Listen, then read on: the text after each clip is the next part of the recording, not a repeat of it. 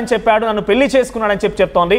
ఆ నేపథ్యంలో తనకి సపోర్ట్గా నిలిచిన శివరుద్రస్వామి గారు ఆర్టిస్టులు అందుబాటులో మాట్లాడదాం.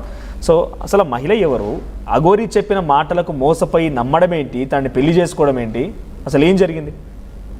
ఇప్పుడు మహిళల్లో ఒకటి ఏముంటుందంటే స్వామి, చాలామందికి నిన్న మొన్న నేను చెప్పిన వీడియోలో పురుషాంగం ఉన్నవాడిని పెళ్లి చేసుకోవాలి అనేది మన దగ్గర లేదు అని మీ ఛానళ్ళల్లో చాలామంది న్యాయపరంగా మాట్లాడిన రుజువులు ఉన్నాయి.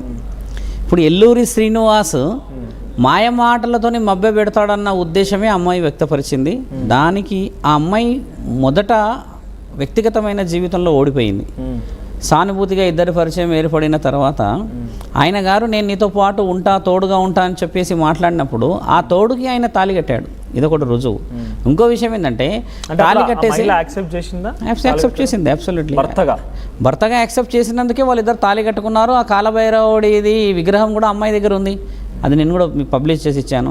ఇప్పుడు ఏంటంటే అమ్మాయి కొన్ని గోప్యమైన విషయాలు చెప్పాల్సిన వాళ్ళకి చెప్పి మీడియా వాళ్ళకి ఎంతవరకు చెప్పాలో అంతవరకే చెప్పింది స్వామి. ఇప్పుడు మొదట మనము బిఫోర్ సెక్షన్ స్టార్ట్ కాక చెప్పిందంటే శారీరకముగా ఆయనకి లింగమే లేదు కానీ మగవాడికి ఉండాల్సిన అన్నీ కావాల్సిన అన్నీ ఉన్నాయి స్వామి అని ఆ అమ్మాయి ఓపెన్గా మహిళా కమిషనర్ గారికి చెప్పింది. ఇప్పుడు చెప్పిన తర్వాత కిందికి వచ్చిన తర్వాత ప్రెస్ నోట్లో కూడా ఆవిడ ఆ వర్షనే వదిలిపెట్టింది. విచ్చలవిడితనంగా మాట్లాడలేదు అక్కడ. ఎందుకంటే ఆవిడ ఒక అడ్వకేట్ అయ్యి ఉండి ఇంకా ఆవిడ వ్యక్తిగతమైన జీవితాల్లో ఏదైనా ఇబ్బంది పడుతుంది ఊర్లలో అన్న ఉద్దేశంగా అంత ఓపెన్ కాలేదు.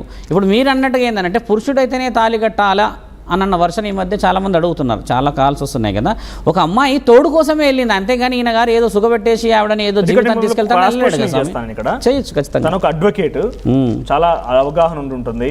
పాస్ట్ లైఫ్ లైఫ్ అని అన్నారు. సరే పాస్ట్ లైఫ్ గురించి చాలా ఎక్స్పోజ్ చేయట్లేదు. ఇఫ్ కోర్స్ మీకు ఇంట్రెస్ట్ ఉంటే పాస్ట్ లైఫ్ ఏం జరిగిందో చెప్పండి. అట్ ది సేమ్ టైం ఇక్కడ తను ఒంటరిగా ఉంది కాబట్టి తనకి ఈ అఘోరి లాంటి వ్యక్తి తోడవ్వాలనుకొని తన ఆలోచన చేసిందా, లేకుంటే తనే వచ్చి అఘోరి అంటే ఇప్పుడు చెప్పబడుతున్న ఈ శ్రీనివాసే వచ్చి నేను తోడుంటానని చెప్పి తన దగ్గరికి వెళ్ళాడా? అంటే వీళ్ళిద్దరి మధ్య పరిచయం ఎలా ఏర్పడింది? పరిచయం చూడండి, కమ్యూనికేషన్ ఈయన గారు తిరుగుతూ ఉన్నాడు, ఎక్కడెక్కడో ప్రాంతంలో తిరుగుతూ ఉండడం చేత ఈ అమ్మాయి కూడా సాధన నేర్పిస్తా అని తీసుకెళ్ళాడు. ఇది విషయం గమనించాల్సిన విషయం, ప్రేక్షకులందరూ తెలియాల్సింది ఏంటంటే సాధన అంటే చూడండి మీరు అన్నట్టుగా అఘోర పూజలు తాంత్రిక శక్తుల పూజలు కాదు, దైవాధీనమైన పూజలు ఏదైనా చేసుకోవచ్చు. అలాంటివి నేర్పిస్తాను అన్నప్పుడు ఈయన గారి వేషాధారణ చూసి అట్రాక్షన్ అయింది. నా అమ్మాయి కూడా ఓపెన్గా చెప్పింది కదా.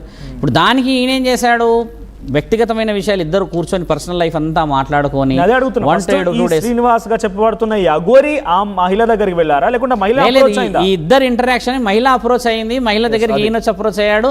ఈ విధంగా వీళ్ళిద్దరిది నడిచింది. నడిచిన తర్వాత శ్రీనివాస్ ఏంటంటే వెళ్ళే తరుణం మధ్యప్రదేశ్కి వెళ్తున్నాను అన్న ఆలోచనకి తాళి కట్టి నేను మళ్ళీ వస్తాను, మళ్ళీ ఉంటాను, ఇక పైన మన ఇద్దరం భార్యాభర్తలం అన్న రుజువు చేసుకొని వెళ్ళిండు. ఇప్పుడు ఆమె డిక్లరేషన్ ఫొటోస్ అన్నీ ఆయన గారి ఐఫోన్లో ఉన్నాయని చెప్పింది. శ్రీనివాస్ ఐఫోన్లో ఉన్నాయని క్లారిటీగా చెప్పింది. ఆయన కూడా దానికి నేను ఫోన్లో వాడను తీయను అని అన్నాడు. తర్వాత నేను 2 ఫొటోస్ రిలీజ్ చేయించాను. తర్వాత ఇద్దరి మధ్యలో ఉన్న కమ్యూనికేషన్ ఆడియో కాల్ ఒకటి బయటకు వచ్చింది.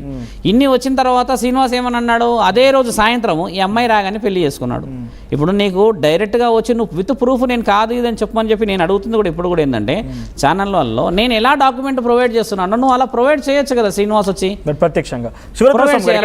తను నార్మల్ పర్సన్ అయితే కాదు. ఇప్పుడు వర్షిణి అంటే ఒక అమ్మాయి తను మైండ్ మెచ్యూర్ కాలేదేమో ఆరోపణలు ఉన్నాయి. సైకాలజిస్ట్ గారు మనం మాట్లాడదాం ఆయనతో పాటు కూడా. సో నేను ఏమంటున్నానంటే వర్షిణి అంటే ఏదో మోసపోయింది, పేరెంట్స్ దగ్గర వాళ్ళ పేరెంట్స్ కూడా ఫస్ట్ ఆహ్వానించారు, అంతవరకు బాగానే ఉంది. ఇక్కడ తను ఒక అడ్వకేట్, మెచ్యూర్డ్గా ఉన్నారు, చాలా బాగా మాట్లాడుతున్నారు. తను అఘోరి మాటలకు అట్రాక్ట్ అవ్వడం ఏంటి?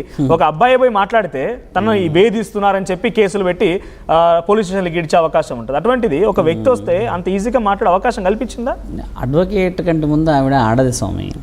అయితే ఇప్పుడు ఒక అబ్బాయి వెళ్ళి మాట్లాడితేనే వేధిస్తున్నారని చెప్పి కేసులు వేస్తారు. అలా ఉండదు. మీరు చెప్పిన విషయమే అది. ఇప్పుడు మనం ఇప్పుడు తల్లిదండ్రులు ఇప్పుడు మంచి ప్రశ్న అడిగారు మీ దగ్గర. ఇప్పుడు సైకాట్రిస్ట్ కూడా ఉన్నారు కాబట్టి ఒకసారి పేరెంట్స్ని పిలిచి అడగండి, ఎలాంటి వాళ్ళని ప్రేమిస్తారు, మీరేమంటారు? నీ చదువు, నీ అందము, నీ చందం అంతా ఆయన ఎక్కడ సరిదూగుతాడు అంటాం కదా. అలాంటి దాన్నే కదా మనం ఈరోజు ప్రేమించింది ఆయన ప్రేమించుకున్నారు, ఇద్దరు ప్రేమించుకున్నారు. అక్కడ ఇద్దరి మధ్యలో సాన్నిధ్యం ఏర్పడడానికి ఇద్దరు తప్పు ఉంటుంది, ఒకరిది ఉంటుందా శంకర? ఈయన గారు మహాపతివతనం, మరి ఈయన గారు ప్రేమించింది అనగానే మరి ప్రేమను ఎందుకు ఒప్పుకోవాలి? మరి ఈయన అఘోరియే కదా. ఈయన గారు సాధన లక్ష్యంలోనే ఉన్నాడుగా. మరి నేను బ్రహ్మ విష్ణు పరమేశ్వరుడు అన్నప్పుడు నా బిడ్డ అని అనుకోవచ్చు కదా. బిడ్డ అన్నప్పుడు రుద్రాక్షమాల వేయొచ్చు కదా, ఇంకా తులసిమాల వేయచ్చు కదా. తాళితో ఉన్నది ఆ పసుపుతో కట్టి ఉన్న తాడే ఎందుకు వేయాలి అంటే సదుద్దేశంగా చేసిన పనిలే కదా ఈ పైశాచికత్వం కదా. మరి ఆ పైశాచికత్వానికి అర్థం ఏమిటి? మరి తాళి ఏకుడు కూడా ఎందరో గురు సాధువులు ఉన్నారు ఈరోజు వేములవాడలో ధారణ చేస్తారు శివుడు నా మొగోడు అని చెప్పి ఆడవాళ్ళు చేసుకుంటారు. అంత మాత్రాన శివుడు భర్త అయిపోయాడా? ధారణ అంటే దారంతోనే వాళ్ళకు ఒక తాయెత్తు లాంటిది కడతారు. లింగం కాయ కడతారు తెలంగాణ ప్రాంతంలో గ్రామ దేవతల విషయంలో మనం చాలా మంది చూస్తాం. ఇలా తింపి గురువు గారు మెడలో వేసేసి అమ్మ నీవు ఈ విధంగా ఈ పూజలలో ఉండాలి అని అంటారు. అంత మాత్రాన వాళ్ళిద్దరిని మనం ఎక్కడన్నా ఈ విధమైన పోల్చలే కదా. అఘోరి విషయంలో ఎందుకు పోల్చాలంటే అక్కడ పసుపు తాడు ఏర్పడింది కాబట్టి. మరి అవగాహనతోని చేసిన ఆయనని అవగాహన లేకుండా ఒక అడ్వకేట్ ఎలా వచ్చింది అనడం ఎంతవరకు న్యాయం? సానుభూతిగా వచ్చింది, మంచి మర్యాద వచ్చింది, మాటతో ఉన్నది అని చెప్పి ఆ అమ్మాయి ఓపెన్గా చెప్పింది. దానికి ఈయన భర్త అని ఈయన గారు చేసిన తర్వాత ఆయన ఒప్పుకోక తప్పదు. సాధన కోసం అని చెప్పి బలవంతం ఏం కాదు. It is mature discussion. ఇద్దరుగా మెచ్యూర్ డిస్కషన్ వచ్చింది. మ్యూచువల్ గా జరిగినప్పుడు ఇన్ని రోజులుగా తను ఇప్పుడు వచ్చి బయటికి మాట్లాడుతుంది. ఇన్ని రోజులు ఏంటంటే ఎప్పుడు జరిగింది వివాహం? ఇన్ని రోజులు అనేది వర్షినికి అమ్మాయికి తల్లి కూతుర్ల బంధమేగా మీరందరూ లైవ్ గా పెట్టింది కదా. ఏ రోజైతే తల్లి కూతుర్లం కాదు మేమిద్దరం భార్యాభర్తలము, మేము ఈ విధంగా పెళ్లి చేసుకుంటాము, ఈయన మొగోడే కాబట్టి నా మొగోడు అన్నాక ఆ అమ్మాయి బయటకు వచ్చింది. దెర్ ఇస్ ఎవిడెంట్ టాక్ కదా స్వామి. అందుకనే వచ్చింది. అంతవరకు తల్లి కూతుర్లు అన్నారుగా, నాతో అన్నాడు కదా, ఆయన రికార్డ్ నా దగ్గర ఉంది కదా స్వామి. నాతో ఫోన్ చేసి మాట్లాడారు. వివాహం ఇప్పుడు జరిగింది. ఇప్పుడు వీళ్ళది జనవరి 1 రోజు జరిగింది. జనవరి 1 రోజు ఈయన గారు మధ్యప్రదేశ్ లో ఉన్నా అన్నాడు. జనవరి 1 మధ్యప్రదేశ్ ఉన్నప్పుడు మరి ఈ అమ్మాయి దగ్గర ప్రూఫ్ ఎలా ఉంటుంది? ఇప్పుడు ఎవిడెంట్ వాళ్ళ ఇంట్లో పేరెంట్స్ దగ్గర కూడా కేక్ కటింగ్ చేసిన ఫొటోస్ ఉన్నాయన్నారు. ఇవన్నీ మహిళా కమిషనర్ గారికి ఇచ్చారు. అదే రోజు మీ ఆర్టీవీలోనే లైవ్గా చెప్పినప్పుడు బిగ్ టీవీలో ఏమన్నాడు, నేను మధ్యప్రదేశ్లో ఉన్నా అని అన్నాడు. ఒక స్త్రీ ఆయమంతలా ఆమె వచ్చేసేసి ఈయన 6 అడుగుల అందగాడు అని చెప్పేసి ఈయన గారి గురించి చెప్తుందా స్వామి అలా బయటకు వచ్చి? ఇప్పుడు చాలా మంది ఏమడుతున్నారంటే అమ్మాయి కరెక్టే ఉండవచ్చును, కానీ the way of providing documentation కొంచెం ఆలోచన లేదు స్వామి, చేయండి అని. అంటే మహిళా కమిషనర్ గారు తీసుకున్నారు, అడ్వకేట్ గారు తీసుకున్నారు, కొంతమంది ఛానల్కి ప్రొవైడ్ చేసాం. అందరికీ విచ్చలవిడిగా ప్రొవైడ్ చేయడానికి ఎందుకు లేదంటే ఆమెకి ఊర్లో కొన్ని రిస్ట్రిక్షన్స్ ఉన్నాయి. ఇప్పుడు అడుగుతారు, ఇప్పటికే ఆమెని ఎంత అరెస్ట్ చేస్తున్నారు. ఇప్పుడు ఛానల్లో అందరూ లైన్ కడుతున్నారు అంటే ఇంటికాడికి. ఇప్పుడు వర్షిని పెళ్లి చేసుకుంది కాబట్టి తన ఇబ్బంది పడి నా భర్త ఇంకొక అమ్మాయిని పెళ్లి చేసుకుని బయటకు వచ్చింది అంతే.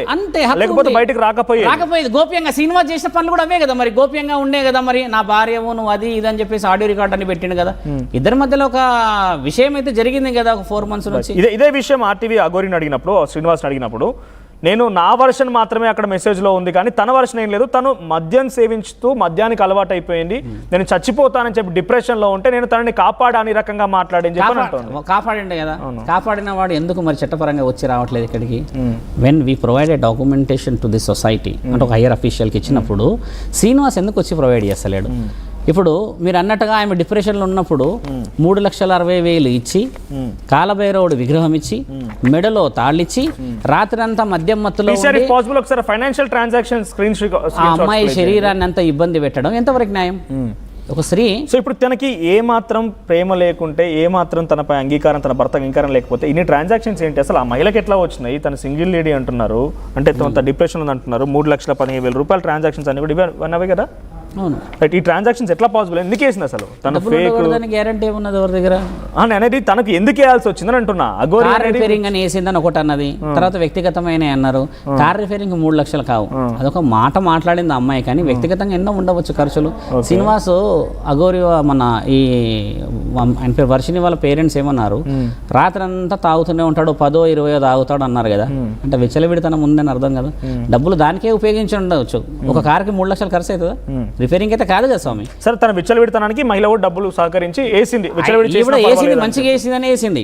కానీ ఆయన విచ్చలవిడితనం ఉపయోగించి ఉండొచ్చు కదా. ఈవిడ అవసరానికి ఇప్పుడు ఎక్కడో దూరం ఉన్నాడు కాబట్టి వీళ్ళిద్దరి మధ్యలో స్థలానికి సంబంధించిన, ఆశ్రమానికి సంబంధించిన ట్రాన్సాక్షన్ కూడా అయ్యింది. ఎట్లా ఏర్పాట్లు చేశారా?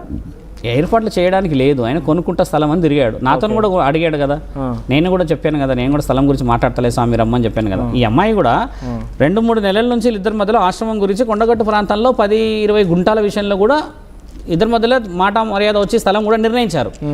ఆ విషయంలో కూడా శ్రీనివాస్ ముందుకు వచ్చాడు, నేను కొనుక్కుంటాను, చేస్తాను, ఆశ్రమం కట్టుకుంటాను, చూయించండి అన్నప్పుడు కూడా వీళ్ళిద్దరి మధ్యలో కమ్యూనికేషన్లో ఆయన దూరపు ప్రయాణంలో పోతున్నప్పుడు డీజిల్కే కానీ ఖర్చులకే కానీ దేనికైనా కూడా తాళి కట్టినప్పుడు ఒక గురు సాన్నిధ్యంలో ఉన్నాడు అని చెప్పినప్పుడు ఇవ్వడానికి ఆమెకు రైట్స్ ఉన్నాయా లేవా? తాగడానికి అని చెప్పి ఏదైనా భార్య వేస్తుందా స్వామి డబ్బులు? వేస్తుందా? ఏదో కదా. ఏ ఖర్చులకైనా భర్త మరి దూరం ఉన్నాడానో, లేకపోతే భర్తని పక్కన పెడదాం, ఎల్లూరు శ్రీనివాస్ స్నేహితుడు అనుకుని అంత వేసిండొచ్చు కదా. అలా వేసిన తర్వాత ఇప్పుడు ఎల్లూరు శ్రీనివాస్ అనేది ఏమి, దానికి నా కార్ రిపేరింగ్ కాదు, నేను ఇలా చేయలేదు, నేను అలా చేయలేను అని అంటే 3 లక్షల విషయం ఒక స్త్రీ వచ్చేసి ఆయన దగ్గర ఇప్పుడు ఏమున్నదని చెప్పేసి అడగడానికి ముందుకు వచ్చింది. వర్షిని వచ్చిన తర్వాతనే వచ్చింది కదా, అంత ముందుకు రాలేదు కదా స్వామి. ఎగ్జాక్ట్గా వర్షిని సాటర్డే రోజు పెళ్ళి అని అంటే మండే రోజు ఈ అమ్మాయి వచ్చింది, అంటే మీడియా ముందుకు వచ్చి డీటెయిల్గా నేను చెప్పిన విషయాలు, అంటే ఇవన్నీ ఓపెన్గా జరిగిన డిస్కషన్ కదా స్వామి. మరి అక్కడ మరి శ్రీనివాస్ ఎందుకు ప్రొవైడ్ చేయట్లేదు ఇలా డాక్యుమెంట్స్ అన్ని, మొబైల్స్ అన్ని, ఇలా మొబైల్ మీ ముందు ఆర్టీవీలో పడేయచ్చు కదా, నా మొబైల్ తీసుకొని ట్రాకింగ్, ఎందుకు స్విచ్ ఆఫ్ పెట్టుకుంటున్నాడు మరి శ్రీనివాస్ మొబైల్? అంటే వర్షని తీసుకెళ్ళి కూడా సుమారుగా ఆయనతో పాటుగా 10-15 రోజులు ట్రావెల్ చేయించాడు. అంతకంటే ముందు వర్షం వాళ్ళ ఇంట్లో ఉన్నాడు. ఎక్కడ చూసినా ఒక హై టెన్షన్, పోలీసులు, అరెస్టులు, నానా హైడ్రా, మనం కూడా చాలాసార్లు మాట్లాడుకున్నాం. అటువంటి విధంగా చేస్తున్నప్పుడు తను ఒక మహిళగానే కాకుండా షీఈ్ అన్ అడ్వకేట్. సో ఇటువంటి తప్పు చేస్తున్నానని చెప్పి పోలీసుల దగ్గరికి ఎందుకు ఫిర్యాదు చేయలేకపోయింది, పోలీసులకు ఎందుకు వెళ్ళలేకపోయింది? అదే మనం చేస్తున్న పొరపాటు. శ్రీనివాస్ అసెట్ కూడా అదే అనుకున్నాడు ఇన్ని రోజులు, ఈమెకి అంత సీన్ లేదు అని అనుకున్నాడు. అంత సీన్ లేదు అనుకున్న మహిళనే ఇప్పుడు బయటకు వచ్చింది కదా. ఎలా బయటకు వచ్చింది? ఎవరైనా ప్రోద్బలంతో వచ్చిందా? ప్రోద్బలంతో రాలేదు. ఇప్పుడు ఏం జరుగుతుంది, పెళ్లి అనేది వచ్చింది, రాగానే ఆ అమ్మాయిని అన్ని ఇలా మోసం చేసి తల్లి కూతుళ్ళు అన్నాడు, పెళ్లి అని అన్నాడు అని అంటే ఇప్పుడు ఆ అమ్మాయి